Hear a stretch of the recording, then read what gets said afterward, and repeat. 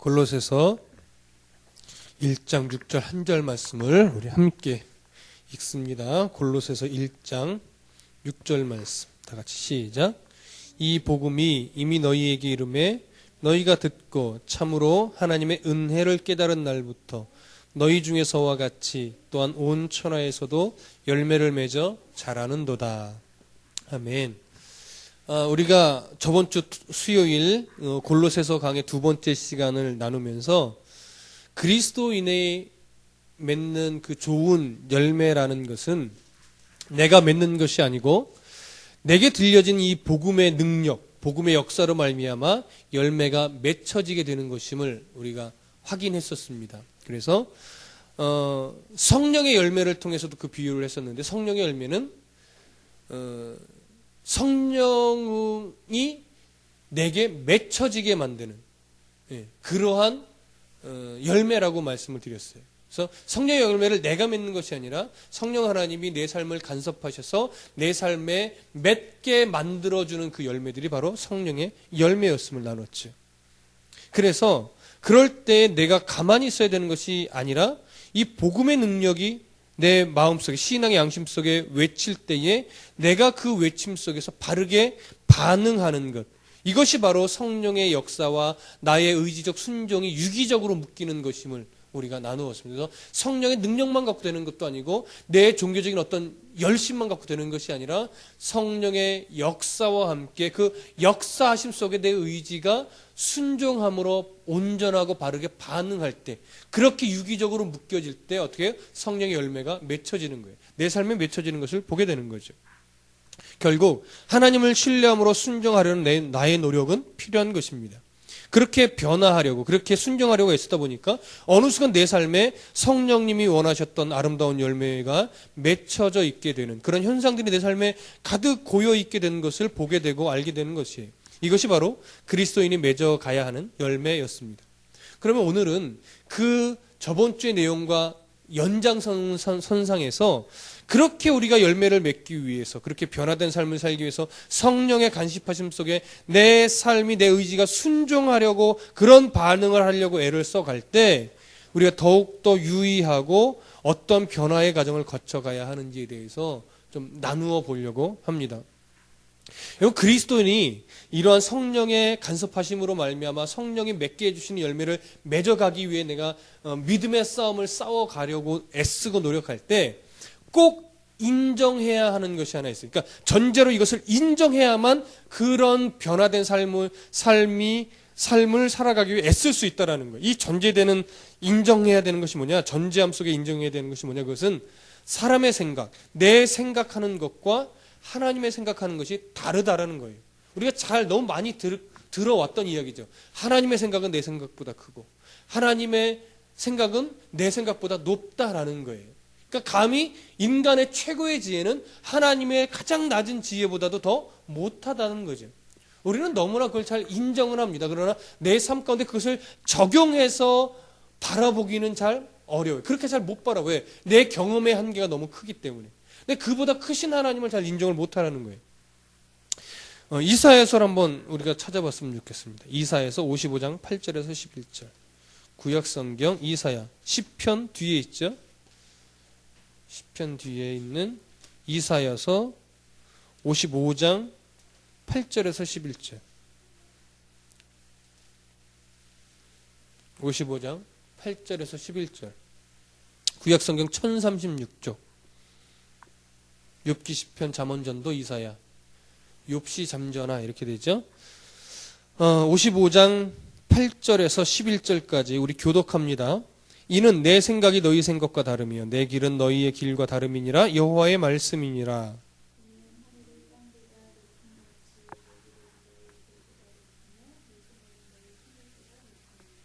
이는 비와 눈이 하늘로부터 내려서 그리로 되돌아가지 아니하고 땅을 적셔서 소출이 나게 하며 싹이 나게 하며 파종하는 자에게는 종자를 주며 먹는 자에게는 양식을 줌과 같이.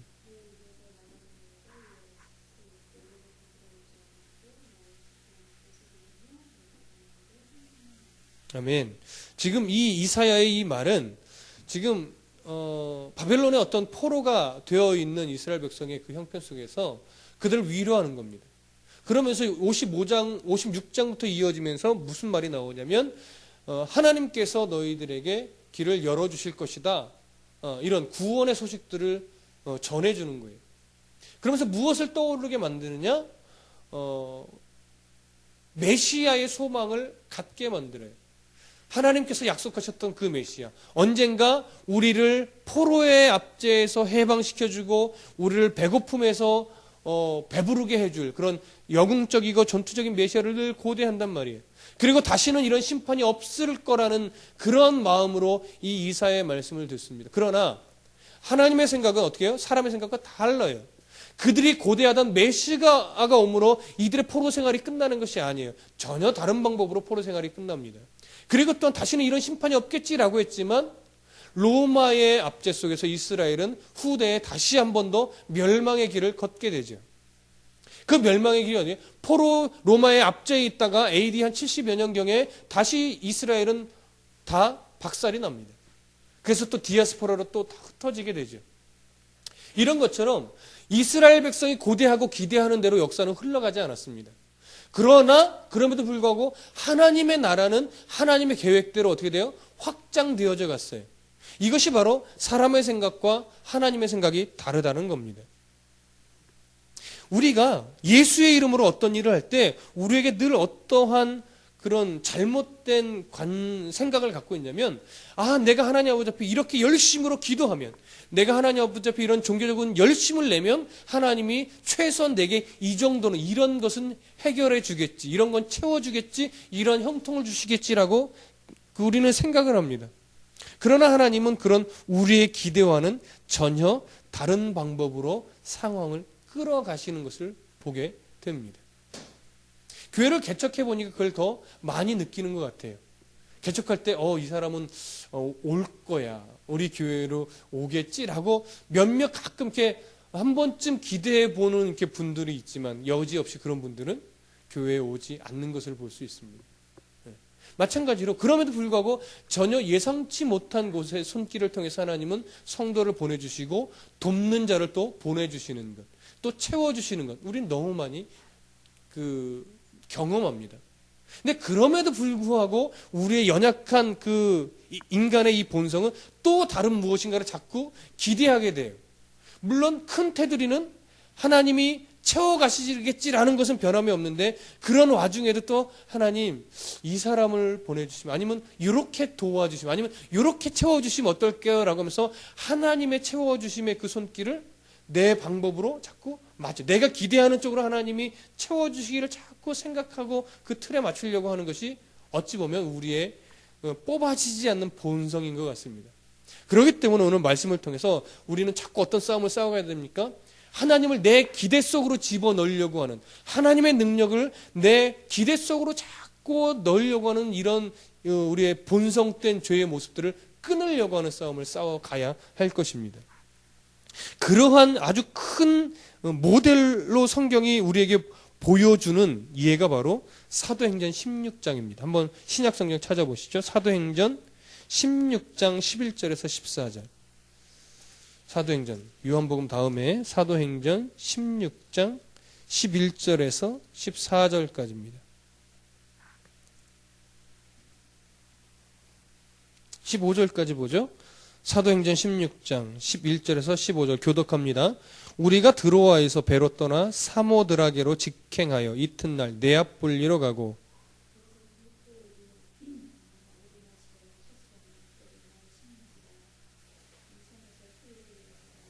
안식일에 우리가 기도할 곳이 있을까 하여 문 밖 강가에 나가 거기에 앉아서 모인 여자들에게 말하는데,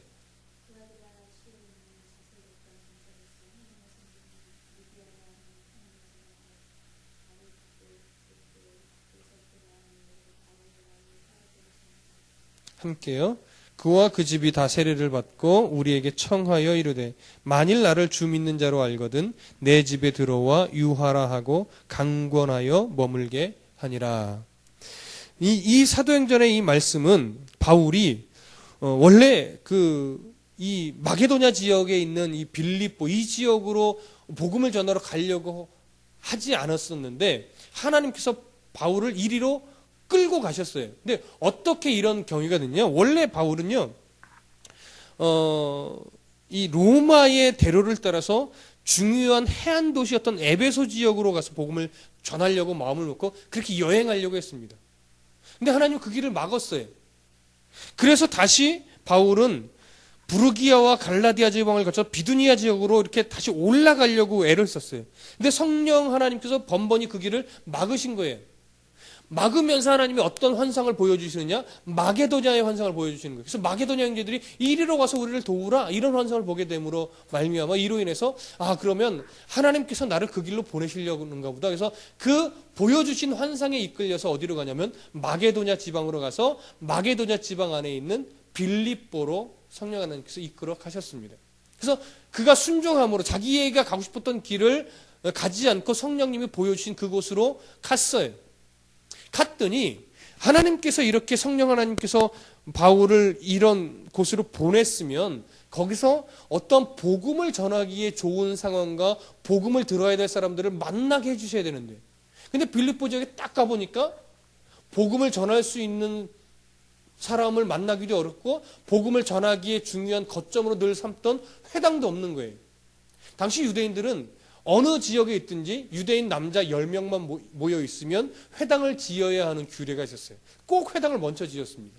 근데 그 지역에 회당이 없었어요. 그러니까 회당이 없었다라는 것은 뭐냐면 유대인 성인 남자 10명이 없었다라는 얘기죠. 그만큼 빌립보 지역에는 유대인이 적었다라는 얘기예요.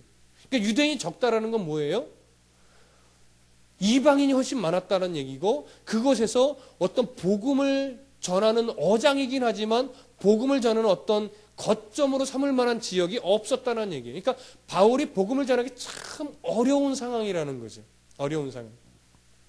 왜 하나님이 자기가 가고자 하는 곳을 막으시고 그 어려운 상황의 곳으로 바울을 보냈냐라는 거예요. 그래서 바울이 회당이 없으니까 이스라엘 백성들은요, 회당이 없을 경우에는 강가에 모여서 서로 복음을 나누고 예배하고 그랬습니다. 그래서 바울이 강가로 나갔어요. 그래서 그곳에 모여있는 어떤 여인들을 만나게 되는데, 그 강가에서 만난 여인들이 누구냐? 바로 유대인들로 보긴 좀 어렵고요. 어떻게 복음을 알게 된 몇 여인들이었어요. 그들이 이방 여인들로 보여집니다. 근데 그 중에 오늘 아주 중요한 인물 중에 하나인 루디아라는 여인이 있었던 겁니다. 근데 이 루디아라는 여인은 자주장사였는데 바울이 이 루디아를 만나서 대화를 하고 복음을 전하다 보니까 이 루디아가 어떠한 여인이었느냐? 바울이 그렇게 에베소 지역으로 가면서 바울이 가고자 했던 지역 중에 바로 두아디아라는 지역이 있었는데 그 지역에서 온 여인이었어요. 그러니까 자신이 두아디아 지역을 가지 않아도 이 루디아를 통해서 나중에 이 두아디라 지역이든 다른 지역에 복음하는데 아주 큰 역할을 감당하게 했던 여인이 바로 이 루디아였어요. 그리고 또한 루디아는 그 역할뿐만이 아니라 빌립보 지역에 빌립보 교회를 세우게 하는, 태동하게 만드는 아주 중요한 역할을 감당했던 여인이에요. 그러니까 어떻게 됩니까? 우리가 그렇게 존경하는 바울의 생각보다도 하나님의 생각은 달랐어요. 다르고 오히려 하나님께서 하나님이 원하시는 그 복음의 계획을 이루시기 위해서 바울의 의지를 꺾으시고 이 빌립보 지역으로 보내시면서 하나님이 원하는 방향으로 복음의 문을 열으셨습니다. 이게 바로 하나님의 생각은 우리의 생각과 다르다라는 거예요. 하나님의 섭리는 거기서도 측량할 수 없는 일을 이루어내시는 거예요. 자, 그러면 이 루디아, 이러한 큰 역할을, 아주 중요한 역할을 감당하게끔 바울을 만나게 했던 이 루디아가 어떤 인물입니까? 성경은 그를 자주장사라고 표현합니다. 이 자주장사라는 이 말은 그 여자가 부유한 여성 사업가임을 보여주는 겁니다. 왜냐하면 당시 자주는 귀족들이나 왕족들만 입었던 값비싼 원단이었어요. 그렇게 귀족들만 상대하니까 사실은 부유한 여인이었죠. 사업가였죠. 그리고 그는 성경에 하나님을 공경하는 여인이었다고 말합니다. 이 공경하는 여인이란 말은 유대인이란 말은 아닙니다. 여기서 하나님을 공경하는 이 공경이란 표현은 정식으로 유대의 교로 개종하지는 않았지만 아브라함의 하나님을 숭배하던 어떤 이방인들, 개종하지는 않았지만 아브라함의 하나님 놀랍다, 그분을 한번 섬겨보면 어떨까, 이런 마음을 가졌던 이방인들을 말하는 것입니다. 그럴 때 쓰던 전문적인 표현이었어요. 이 표현은 어디에서도 쓰여졌냐면 사도행전 10장 2절에 보면 로마 군대의 백부장인 고넬료가 하나님을 경외하는 자였다, 이렇게 표현할 때도 지금 여기서 하는 표현과 동일한 표현을 쓰고 있습니다. 그래서 이 루디아는 이방인이었지만 하나님을 알게 된, 그래서 하나님 참 놀랍다라고 존경하던 인물 중에 하나였어요. 그런데 어찌된 이유인지 빌립보 지역에 와서 자기 장사차 빌립보에 와서 빌립보에서 하나님을 또 접해 듣게 된 거예요. 그러는 와중에 누구를 만나요? 바울을 만나는 겁니다. 그래서 바울을 만남으로 말미암아 바울을 통해서 복음을 들었어요. 그리고 이 복음이 루디아의 마음을 열게 만들었습니다. 그리고 성령님께서 복음의 메시지를 통하여 루디아의 마음에 역사하신 거예요. 그러다 보니까 15절에서 무슨 말이 나옵니까? 루디아뿐만이 아니라 온 가족이 회심을 하고 그 회심을 통해 세례를 받게 되고 복음에 대한 열심을 갖는 사람으로 변화되었다라고 성경은 증거하고 있는 겁니다. 자, 바울이 루디아를 변화시켰습니까? 아니죠. 바울이 전한 복음의 능력이 루디아와 그의 가족들을 변화시킨 거예요. 세례받는 인물로 만들어 놓은 겁니다. 이것이 얼마나 놀랍습니까? 하나님께서 사람의 생각을 뛰어넘어서 바울의 여정을 이끄셔서 마게도냐 지역으로 끌고 오시더니 결국 이 중요한 루디아의 가정을 회심시키신 겁니다. 오늘날 우리에게도 하나님은 이러한 일들을 수많이 만들어 가실 겁니다. 우리의 생각은 이렇게 하고 싶지만 하나님은 다른 방향으로 트시더니 오히려 더 좋은 일, 내게 유익이 되는 일이 아니라 하나님의 나라의 확장을 위해서 더 귀한 일들을 이루게끔 우리를 사용하실 거라는 거예요. 그래서 그리스도인은요, 실망할 일이 없는 겁니다. 원칙상. 그럼에도 불구하고 많이 실망을 하지만 실망해서는 안 돼요. 성경에서는 왜요? 하나님께서 하나님 원하시는 방법으로 끌어가신다는 것을 성경이 증거하고 있기 때문에 그리스도인에게 있어서 내 생각대로 안 됐다고 해서, 내가 계획했던 대로 안 됐다고 해서 실망할 이유가 없는 겁니다. 우리가 늘 이것을 가슴에 새기고 이 하나님을 인정하고 살아간다고 하면 어떻게 돼요? 실망할 일이 없겠죠. 우리는 이렇게 내 생각보다 크신 하나님, 이런 하나님을 신뢰하며 살아가야 하는 겁니다. 우리가 이런 하나님을 신뢰한다면 이제 내게 주어지는 하나님의 말씀을 나를 위한, 그리고 나를 향한 말씀으로 우리는 받아야 합니다. 사도행전 16장 10절에서 바울이 그 환상을 보았을 때 우리가 곧 마게도냐로 떠나기를 힘쓰니 이는 하나님이 저 사람들에게 복음을 전하라고 우리를 부르신 줄로 인정함이로라, 이렇게 바울이 고백했어요. 그러니까 결국 바울이 사실은 어떻게 보면 마음에 실망이 되었을 수도 있을 거예요. 하나님, 나는 저 지역에 가서 선교하고 싶습니다. 준비해서 막 떠나려고 하니까 하나님 그 길을 막으시는 거예요. 그때 마음에 얼마나 실망이 되지 않았을까, 이런 생각을 해봅니다. 그래서 또 그러면 하나님 나 저 지역으로 갈래요. 그래서 저 지역에서 복음을 전하려고 열심히 준비한 하나님이 또 막으시는 거예요.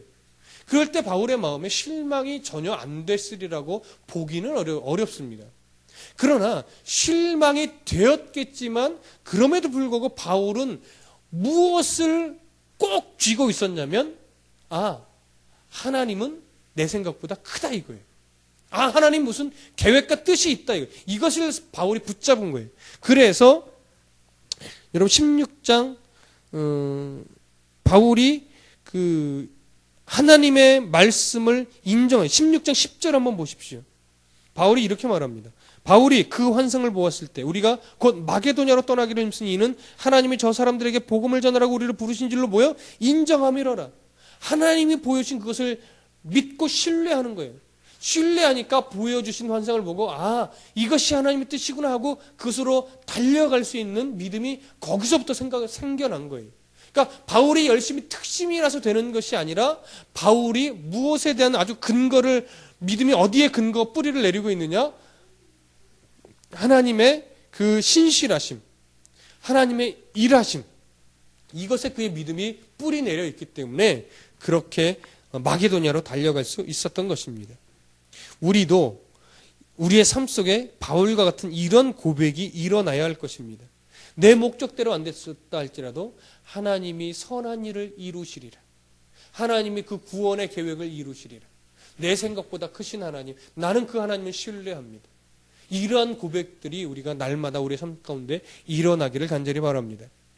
마지막으로 우리가 그 하나님을 신뢰할 때에 내게 들려주신 하나님의 말씀이 나에게 하시는 말씀으로 인정하고 그리고 행함으로 순종하는 그리스도인의 삶이 되어야 되는데 이러한 삶이 이 삶의 관심이 어디로 바뀌어져야 되느냐? 영혼에 대한 관심으로 바뀌어져야 돼요. 바울이 마게도냐로 시선을 하나님의 원하신 대로 시선을 돌렸을 때 바울이 바라본 것은 그 빌립보 지역에 있는 영혼들을 위해서 하나님이 나를 그곳으로 보내려고 하는구나 라는 것을 깨달았던 거예요. 마찬가지로 우리들도 내 삶 속에서 일어날 때 하나님께서 내게 영혼에 대한 관심으로 내 시선들이 바뀌기를 원하는 거예요. 이런 상황 저런 상황들이 결국 조합해 보면 결국 하나님은 한 영혼에 대한 관심으로 내 시선을 맞추고 그 영혼이 변화되어 하나님께 돌아오게 하기 위한 역할을 감당하게 하기 위해서 우리들을 쓰시고자 하는 거예요. 그런 것들을 우리가 깨달아야 됩니다. 내가 받은 복음이 온전하다면 우리는 이제 육체적인 관심에서 영혼에 대한 관심으로 우리의 삶의 관심이 자꾸 바뀌어 가야 합니다. 과거에 그렇게 당연시 여겨지던 그런 일들이 이제는 부끄러워지면서 하나님께 잘 보이기 위해서도 오늘 하나님의 음성에 민감하게 반응하고 하나님을 신뢰함으로 내 삶의 현실이 아무리 힘들더라도 세상으로 치우치는 것이 아니라 그러한 마음을 부끄럽게 여기면서 영혼에 대한 관심으로 내 삶이 자꾸 바뀌어져야 되는 거예요. 이것이 바로 하나님의 백성들이 변화되어져야 하는 모습인 겁니다.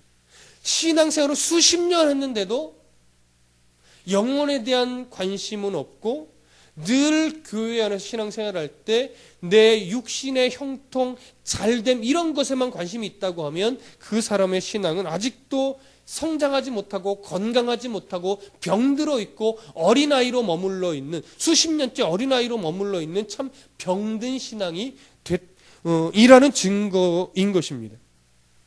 우리는 그러한 모습을 부끄럽게 여길 수 있어야 됩니다. 신앙이 성숙하다는 것은 뭐냐면 하나님을 신뢰하고 하나님의 신뢰함이 어디에로 초점이 맞춰져요? 하나님이 늘 품고 있는 영혼에 대한 관심으로 내 신뢰감이 맞춰져야 되는 거예요. 그래서 그리스도인의 성숙은요, 도덕적이고 윤리적이고 사랑의 성품으로 바뀌어져야 되는데 그 사랑의 성품이 결국은 누구와의 관계 속에서 그런 아름다운 성품이 드러나야 되느냐? 믿지 않는 자들과의 관계 속에서 그런 아름다운 성품으로 드러나야 됩니다. 영혼에 대한 관심과 영혼을 살리기 위한 성품으로 바뀌어지는 거예요.